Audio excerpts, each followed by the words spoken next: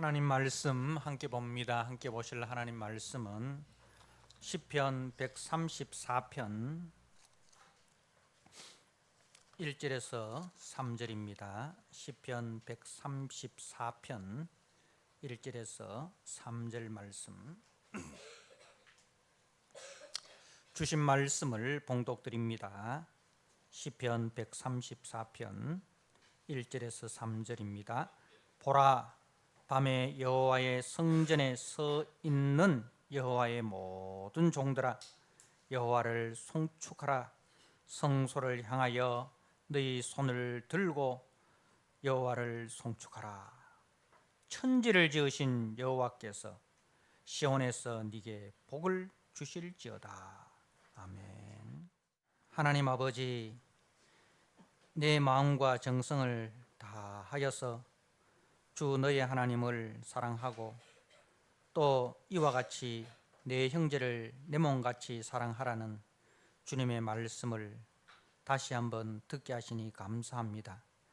하나님께서 허물과 죄로 죽었던 저희들, 하나님의 진노 아래 하나님의 원수된 저희들을 불쌍히 여기시고 긍휼히 여겨주셔서 하나님의 아들을 대속제물로 내어주시고 그 값으로 우리를 하나님의 자녀로 하나님의 기업을 상속할 상속자로 저희들을 세워주신 그 은혜, 그 사랑 기억하게 하시고 이를 통해서 사랑이 무엇인지를 배우게 하시고 이 사랑으로 주님의 몸된 교회와 또 형제들을 내 몸같이 사랑하는 아버지, 우리 모든 성도들이 되도록 은혜를 부어 주시옵소서. 그 은혜와 그 사랑 가운데 하나님 예배드리는 이 자리가 정말 세상에서 가장 복된 자리고 가장 아름다운 자리고 가장 영광스러운 자리가 되게 하여 주옵소서. 예수님께 하신 이름으로 감사하며 기도드리옵나이다. 아멘. 오늘 시편 134편 1절에서 3절 말씀, 예루살렘 성전을 떠나면서 라는 제목으로 주신 말씀을 함께 나누고자 합니다. 우리는 이제 시편 120편에서 시작된 성전으로 올라가는 노래 15편 중에 오늘 마지막 134편을 이제 함께 나누게 됩니다. 120편에서 134편 이 15편이 이 성전으로 올라가는 노래라는 제목으로 묶여져 있는데 그 전체적인 그 구도를 보면 120편, 121편은 이제 예루살렘으로 올라가는 길에서 이렇게 볼 수 있습니다. 메섹과 게달 같은 그 세상 속에서 살면서 하나님의 집을 그리워하고 하나님 앞에 예배하는 자로 살아가기를 간절히 소망하면서 그래서 이제 예루살렘 순례의 길을 출발을 합니다. 그리고 이제 그 다음에 있는 122편은 드디어 예루살렘 성전에 도착을 합니다. 자, 그리고 이제 123편과 133편 말씀은 그 예루살렘 성전에서 이제 그 모든 예배와 교제의 기쁨을 이제 노래하고 있습니다. 그리고 오늘 134편은 이제 그 예루살렘 성전에서 예배와 순례를 다 마치고 이제 다시 자신들의 삶의 자리로 돌아가기 전에 제사장을 향해서 제사장들의 그 수고와 헌신에 대해서 축복을 하고 그리고 또 제사장들은 삶의 자리로 내려가는 성도를 축복하는 서로 축복하는 그러한 장면입니다. 오늘 이 말씀을 우리들에게 적용을 하면 이제 이 120편에서 134편의 이 15편의 성전으로 올라가는 그 노래의 구도를 가지고 우리에게 적용을 하면 이렇게 적용해 볼 수가 있겠습니다. 한 주간 동안 정말 우리가 삶의 자리에서 세상 가운데서 그리스도인으로 살아가는 가운데 참 여러 가지로 힘들고 어려운 그런 일들이 많지 않습니까? 하나님 나라의 기준과 가치를 가지고 이 세상 기준과 가치 속에서 살아간다는 거, 그거 정말 힘들고 어려운 일 아닙니까? 때로는 눈물 골짜기와 같은, 그죠? 그 골짜기를 걸어야 되고, 때로는 사망의 음침한 골짜기와 같은 그 길을 또 걸어야 되고, 때로는 죄의 미혹이 있는 그 길을 우리가 걸어가야 됩니다. 그럴 때 이제 어디가 그립습니까? 성도들이 함께 모여서 예배하는 그 예배의 자리가 그리운 거예요. 하나님의 말씀이 있고 하나님의 은혜 가운데 그리스도의 피로 나눈 형제들이 있는 그 예배의 자리를 그리워하는 거예요.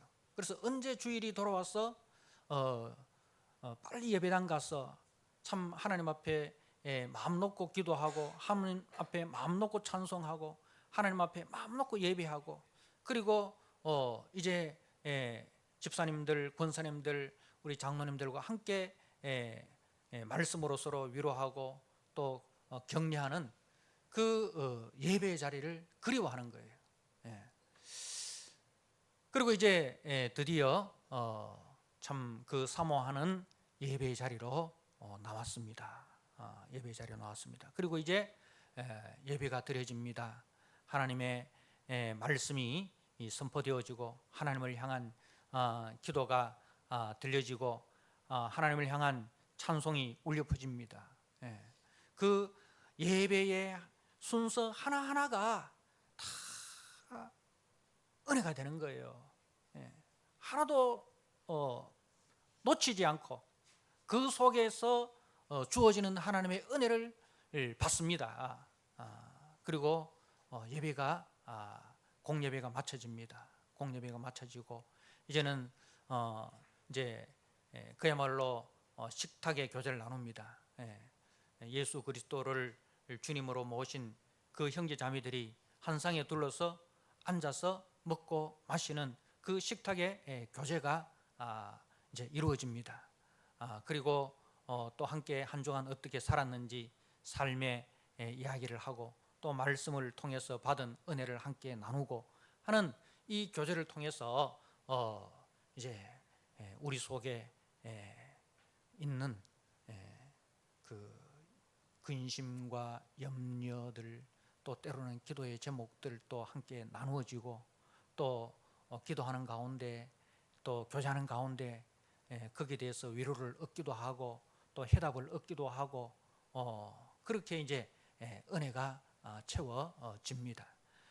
그리고 하나님이 주신 그 은혜 가운데 또 각자의 직분을 따라서 교회를 섬깁니다. 그죠?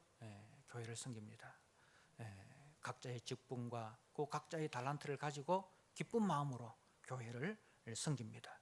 자, 그리고 이제 모든 그 예배와 교제가 끝이 나고 이제 다시 우리의 가정으로 삶의 자리로 돌아갑니다. 돌아갈 때에 우리가 같이 함께 축복을 나눕니다.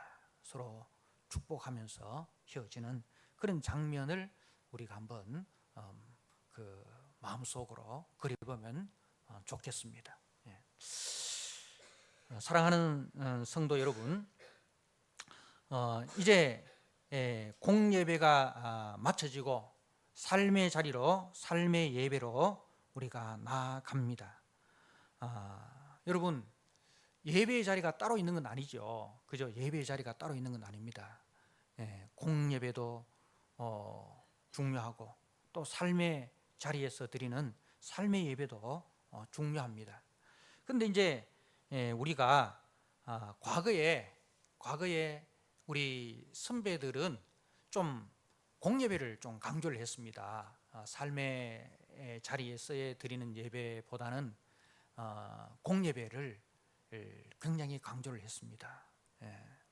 그래서 이제 공예배를 강조하는 가운데 삶의 예배를 조금 소홀히 했던 그런 경향들이 있었습니다.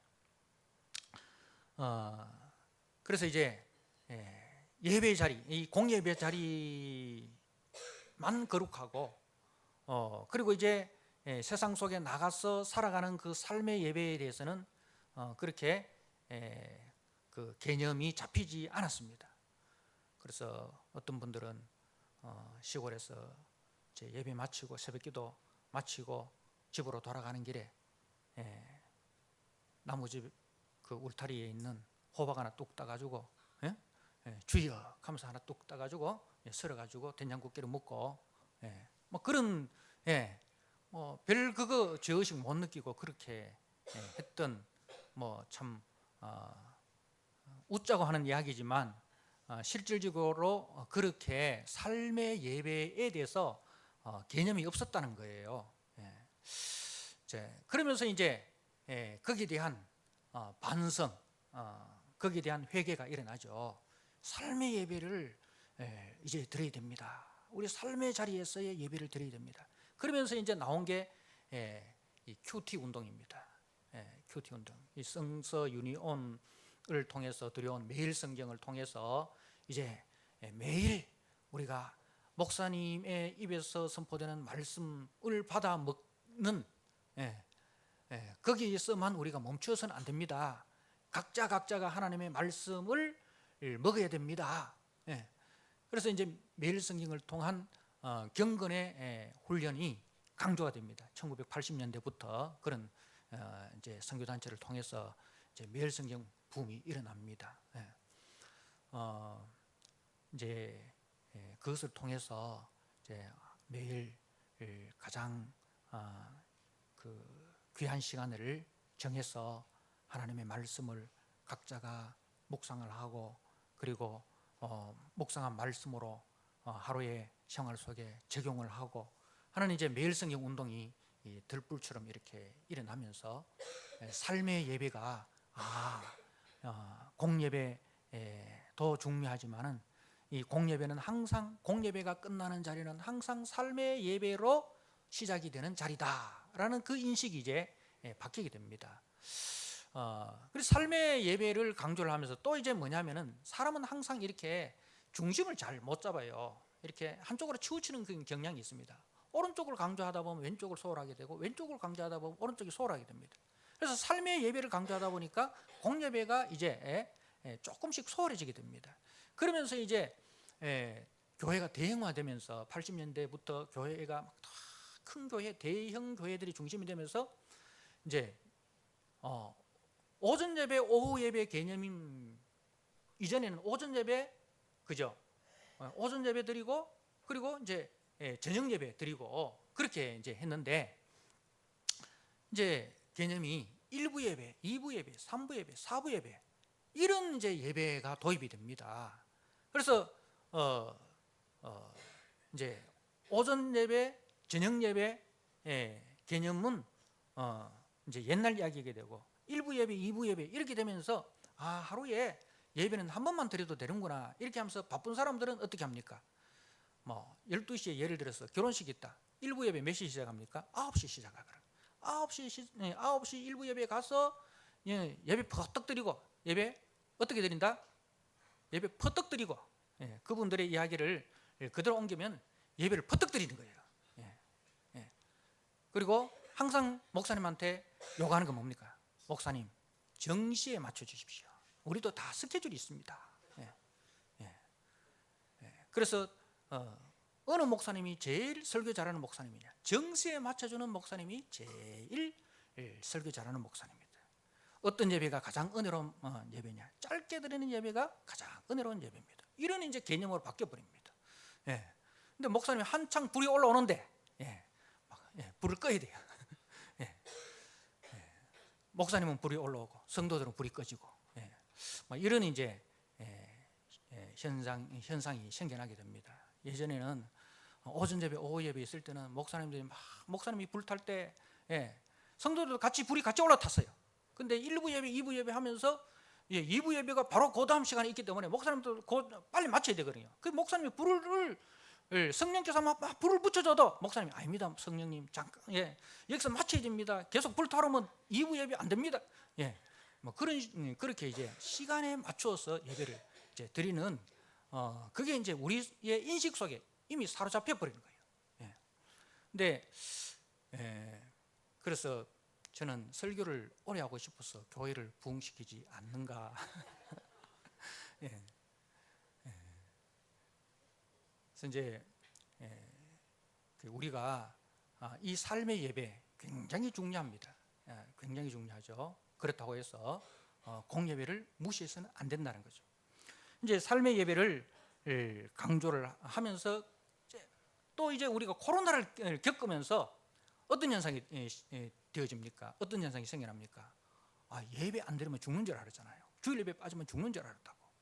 근데 주일 예배 안 드려도 괜찮아, 그죠?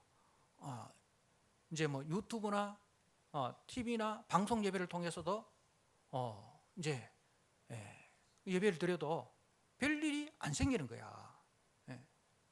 그래서 이 코로나를 거치면서 사람들이 굳이 교회 가서 예배 안 드리고 집에서 바쁘면은 집에서 드리고, 아니면 여행지 가서 유튜브 켜놓고 그냥 1시간 예배 드리고 놀던 거 마저 놀고 와도 막 괜찮다. 헌금은 굳이 교회 와서 봉투에 안 적어도 요즘은 뭡니까? 온라인 헌금이 다 되잖아요. 산에서 그냥 휴대폰 켜가지고 앱 깔린 데 들어가서 교회 그냥 교회 통장으로 넣으면 되는 거예요.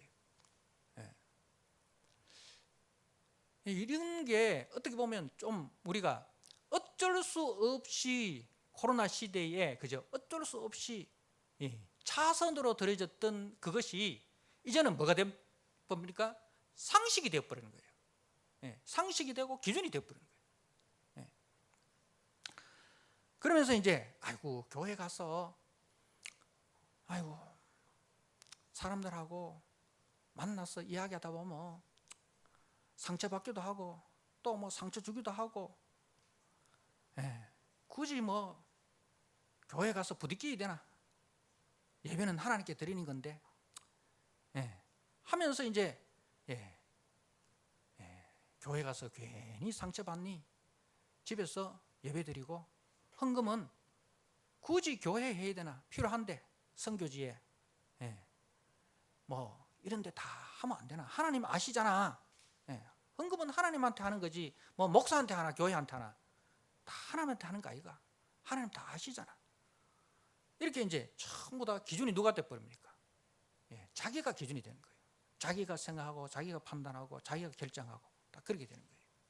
그러면서 이제 안 나가는 성도, 그걸 이제 좀 좋은 말로 뭐라 합니까? 가난한 성도들이 많이 생겨나게 됩니다. 물론 가난한 성도가 생겨나는 그런 배경에는 교회가 교회로서의 역할을 잘 감당하지 못한 그런 부분들이 있기도 합니다. 그럼에도 불구하고 그건 바람직한 것은 아니라는 거죠. 가난한 성도들이 바람직한 것은 아니다. 우리가 예전에는 다 뭐 가정에 부모님 슬하에 5남매, 6남매, 7남매 있었잖아요. 그죠? 있을 때 그 5남매, 6남매, 7남매가 서로 마음이 맞아서 집에 같이 삽니까? 형님이 마음에 들어가지고 집에 들어갑니까? 우리 형님은, 어떤 형님은 좋은 형님도 있지만 어떤 형님은 폭군 같은 형님이 있어요. 맨날 동생들 심부름 시키고, 그죠? 그런 형님도 있다고. 그래도 어떻습니까? 집이니까 들어가는 거잖아요. 집이니까 들어가는 거예요. 그래서 교회라는 것은 물론 참 하나님의 말씀과 하나님의 은혜를 따라서 이렇게 은혜로운 교회도 있지만 교회 안에서 여러 가지 갈등이 있고 문제가 있고, 그래서 상처를 참 주는 그런 교회들도 있습니다. 그런데 예전에는 지역교회였잖아요.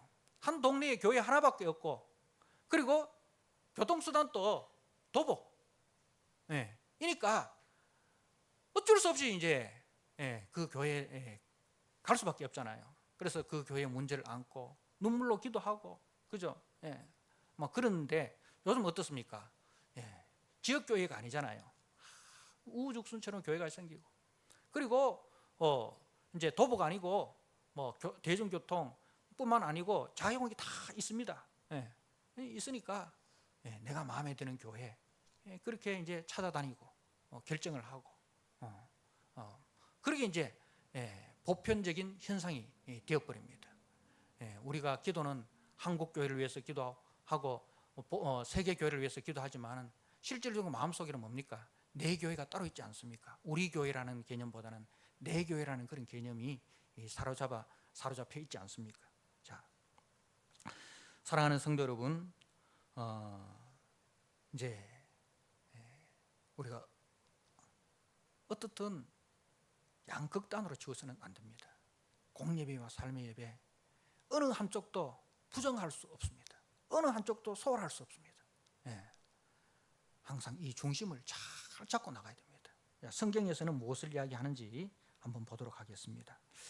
성경은 우리에게 모이기를 피하는 어떤 자들의 습관처럼 하지 말고 모이기를 힘쓰라, 그렇게 말씀을 하고 있습니다. 히브리서 10장 24절에서 25절 말씀을 같이 한번 보도록 하겠습니다. 히브리서 10장 24절 25절입니다. 제가 한번 읽어드립니다. 서로 돌아보아 사랑과 선행을 격려하며 모이기를 피하는 어떤 사람들의 습관과 같이 하지 말고 오직 권하여 그날이 가까움을 볼수록 더욱 그리하자. 아마 이 히브리서 저자가 성령의 감동하심 가운데 성경을 기록했기 때문에 오늘날과 같은 이런 현상들을 미리 알고 있었던 것 같아요.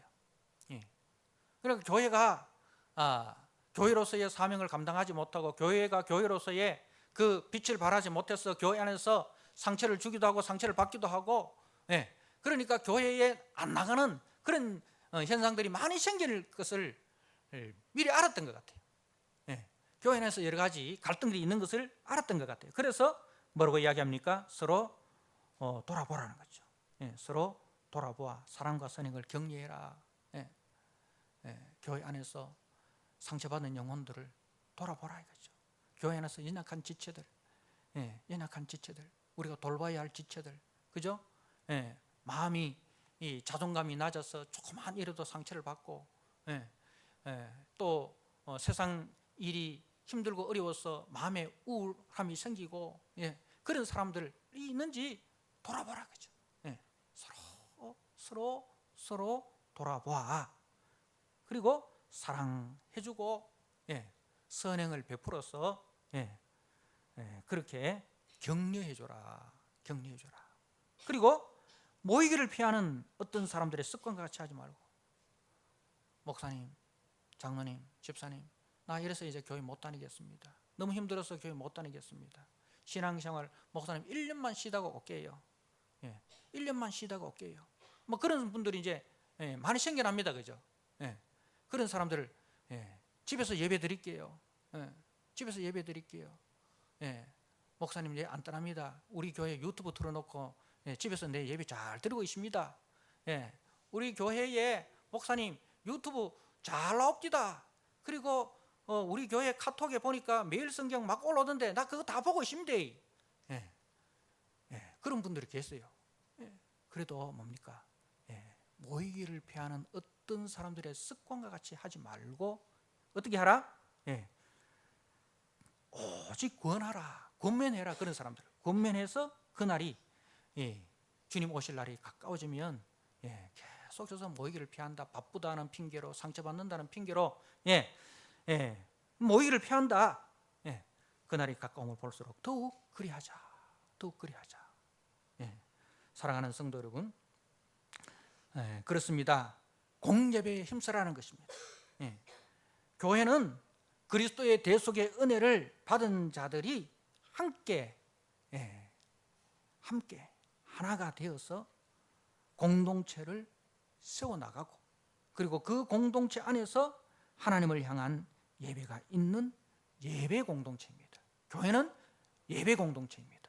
자, 그리고 두 번째로 또 교회는 말씀을 힘써 가르쳐야 합니다. 말씀을 힘써 가르치고 말씀을 배우고 또 전도가 이루어지는 곳이 되어야 합니다. 예. 자, 우리 사도행전 5장 42절 말씀을 한번 보시기 바랍니다. 사도행전 5장 42절 말씀 제가 한번 읽어드립니다. 그들이 날마다 성전에 있든지 집에 있든지 예수는 그리스도라고 가르치기와 전도하기를 그치지 아니하니라. 초대교회의 사도행전에 그 초대교회의 교회 안에서 뿐만 아니라 교회 밖에서도 그죠? 항상 예수는 그리스도라 가르치기와 교회 안에서는 예수는 그리스도라는 것을 가르치고 그리고 나가서는 예수가 그리스도십니다 는 것을 전하고 그래서 가르침과 전도가 있는 것이 교회라는 거죠. 교회의 기능. 두 번째 가르침 예수가 그리스도이십니다 는 것을 가르치고 그리고 나가서 예수가 그리스도임을 전하는 이것을 이제 캐리그마라 그렇게 이야기를 하죠. 자, 그리고 세 번째에 그리스도의 사랑으로 서로 돌아보고 서로 기도와 교제를 나누는 교제 공동체입니다. 이걸 가지고 코이노니아라 그렇게 하죠. 사도행전 2장 42절 말씀을 한번 보도록 하겠습니다. 사도행전 2장 42절 말씀 그들이 사도의 가르침을 받아 서로 교제하고 교제하는데 우리가 뭘 가지고 교제의 주제가 뭡니까? 사도의 가르침이 교제의 주제가 되는 거예요. 저번에도 이야기했지만은 뭐 이렇게 우리 성도들이 교제하는데 순모임 때나 뭐 이렇게 모여서 교제하는데 올해 삼성 라이온즈가 어떻게 되겠냐? 이번에 아시안컵에 우리 한국이 우승하겠냐? 요르단하고 어제 하는 거 보니까 그래 갖고는 16강도 못 가겠더라. 뭐 이거 가지고 갑론을박하지 마라 이거죠. 그게 이제 우리의 교제의 주제가 되어서는 안 된다 이 말입니다. 우리의 교제의 주제는 사도의 가르침, 복음의 내용을 가지고 우리 서로 교제하라는 거죠. 그래서 우리 교회의 순모임의 주제도 뭐예요? 매일 성경 가지고 하시든지 아니면 주일 오전 예배 말씀을 가지고 하시든지 그 주제가 정해져요. 사도의 가르침을 받아 서로 교제하라 이 말입니다. 그래서 사도의 가르침을 받아 서로 교제하며 그리고 또 떡을 떼며 그래서 우리가 그 교제가 더 이제 친밀한 교제가 되어서 우리가 주중에도 같이 한번 만나서 밥도 먹고 순들끼리 모여서 같이 밥도 한번 먹고 그리고 또 등산도 같이 한번 하고 이런 다 이제 이런 정말 속에 있는 기도의 제목도 누구에게도 참 말하지 못했던 그런 그 고민들이 있지 않습니까? 순장님한테 순장님 이 고민이 있는데 내가 어느 누구한테도 말하지 못했는데 순장님 좀 기도 좀 해주세요. 이렇게 서로 기도 제목을 주고받을 수 있는 마음의 그 저 깊이 있는 그저 아무한테도 부끄러워서 꺼내지 못했던 그런 기도 제목들도 같이 그 순 안에서 이제 기도하고 그래서 순장님이 야 이번 주에는 우리가 말이지 우리 순 같이 금요기도회 한번 나가서 한번 같이 기도하자. 아니면은 금요기도회가 너무 좀 짧고 그러면은 한번 우리 이번 주 목요일 날 저녁에 뭐 조함산 한번 가자. 뭐 이렇게 해서 기도원도 같이 한번 가고 말이죠. 그야말로 이 말씀 안에서 은혜 안에서 나누는 그런 모임으로까지 나가라 이거죠. 서로 교제하며 떡을 떼며 오로지 기도하기를 힘쓰니라. 뭘 기도했겠습니까? 우리 안에 하나님 나라가 임하고, 그죠? 우리 가정에 하나님 나라가 임하고, 우리 공동체 안에 하나님의 통치가 이루어지기를 간절히 기도하는 거죠. 이걸 가지고 코이노니아라 그렇게 합니다. 자, 그 다음에 또 각자의 직분을 따라 각자의 위치에서 몸된 교회를 충성스럽게 성기는 섬김의 공동체입니다. 이걸 가지고 디아코니아라. 뭐 제가 이상한 뭐 단어 이야기하는 거 다 잊어버려도 괜찮습니다. 예. 뭐 코이노니아니, 디아코니아니, 뭐 캐리그마니 이런 거 다 잊어버려도 괜찮고 내용만 기억하면 됩니다. 자, 베드로전서 4장 10절 말씀을 한번 보도록 하겠습니다. 베드로전서 4장 10절입니다. 예. 제가 한번 읽어드립니다. 각각 은사를 받은 대로 하나님의 여러 가지 은혜를 맡은 선한 청지기 같이 서로 봉사하라. 예, 받은 은사로 교회 안에서 봉사하라 이 말입니다. 예, 그래서 우리 교회도 이렇게 받은 은사로 각자의 자리에서 이렇게 봉사함으로써 교회가 평안하고 든든히 세워지고 있는 것에 대해서 여러분들에게 감사를 드립니다. 그러니까 교회는 공예배가 이루어지는 자리입니다. 그리고 교회는 가르침과 전도가 이루어지는 자리입니다. 그리고 교회는 기도와 교제가 이루어지는 자리입니다. 교회는 섬김이 이루어지는 자리입니다. 자, 이런 교회로 우리가 함께 세워가는 은혜가 있으시길 바랍니다. 사랑하는 성도 여러분, 이 성전으로 올라가는 이 노래는 말입니다. 이 죄와 유혹이 많은, 그리고 그 속에서 핍박받는 하나님의 백성들이 하나님의 집을 사모합니다. 하나님의 은혜를 사모합니다. 하나님의 말씀을 사모합니다. 그래서 이제 그 하나님의 은혜가 선포되어지는, 하나님의 말씀이 선포되어지는 그 예루살렘 성전으로 순례길을 떠납니다. 그리고 드디어 예루살렘 성전에 도착을 하였습니다. 이제 예루살렘 성전에 올라온 순례자들은 성전 안에서 제사장을 통해서 드려지는 예배에 참여하고, 그리고 제사장을 통해서 선포되어지는 하나님의 말씀을 듣습니다. 창조주 되신 하나님, 그리고 우리의 구속주 되신 하나님의 은혜를 다시 한번 듣고 묵상하면서, 그리고 하나님을 향한 감사와 찬송을 예배로 드립니다. 그리고 그 대속의 은혜 안에서 한 몸 된 형제들의 연합과 사랑이 얼마나 복되고 영광스러운지를 고백합니다. 그게 이제 우리가 지난주에 봤던 시편 133편 아닙니까? 그리고 이제 예루살렘 성전에서 예배를 마치고 이제 다시 삶의 자리로 돌아가는데, 오늘 이 133편은 특이하게 대화체로 기록이 되어 있습니다. 1절과 2절 그리고 3절 이렇게 대화체로 구성이 되어 있는데, 제가 1절 2절을 한번 읽어드리겠습니다. 보라, 밤에 여호와의 성전에 서 있는 여호와의 모든 종들아, 여호와를 송축하라. 성소를 향하여 너희 손을 들고 여호와를 송축하라.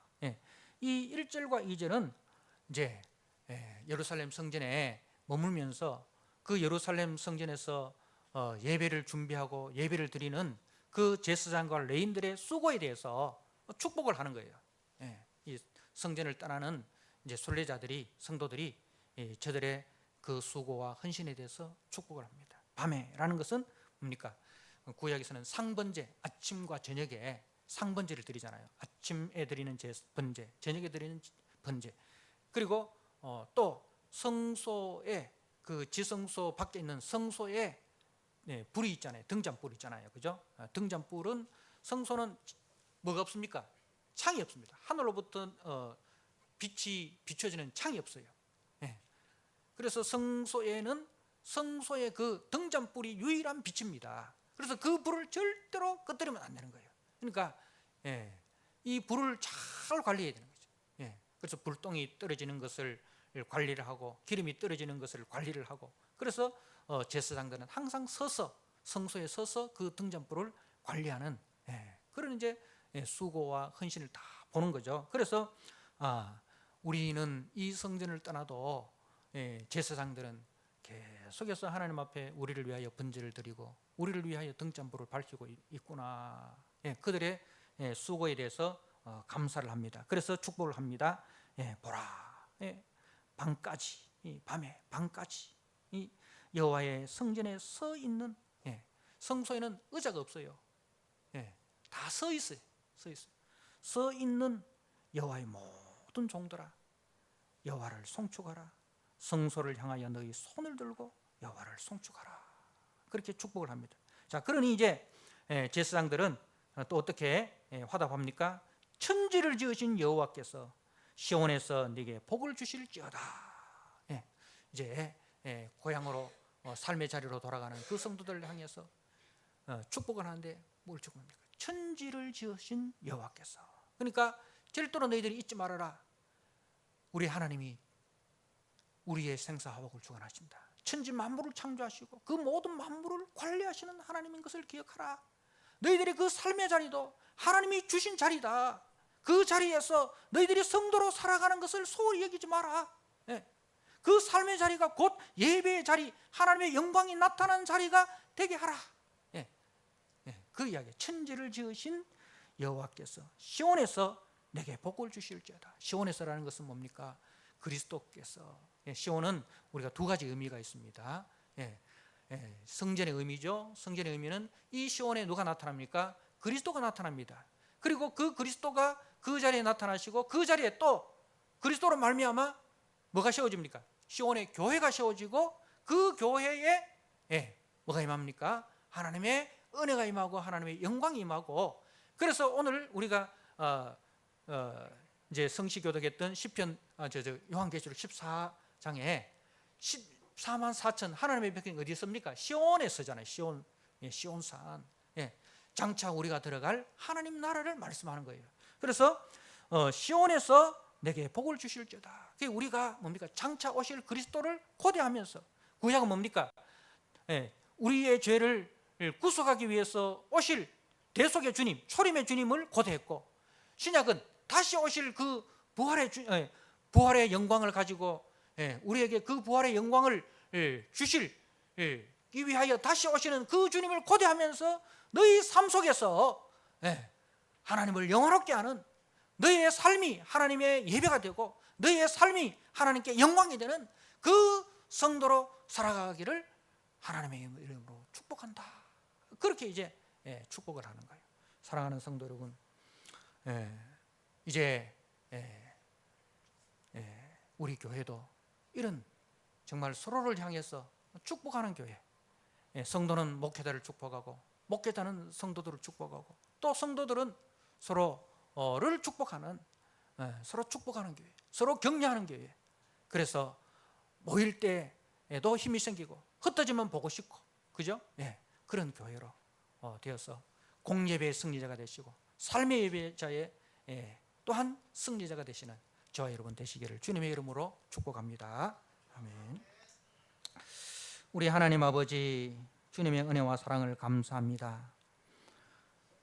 예배의 중요성, 그리고 이 공예배를 떠난 우리 삶의 예배가 또한 얼마나 중요한지, 또 교회 안에서의 성도의 교제와 또 교회 안에서 가르침과 전도가, 또 교회 안에서의 그 성김과 봉사가 얼마나 중요한지를 알게 해주시니 감사합니다.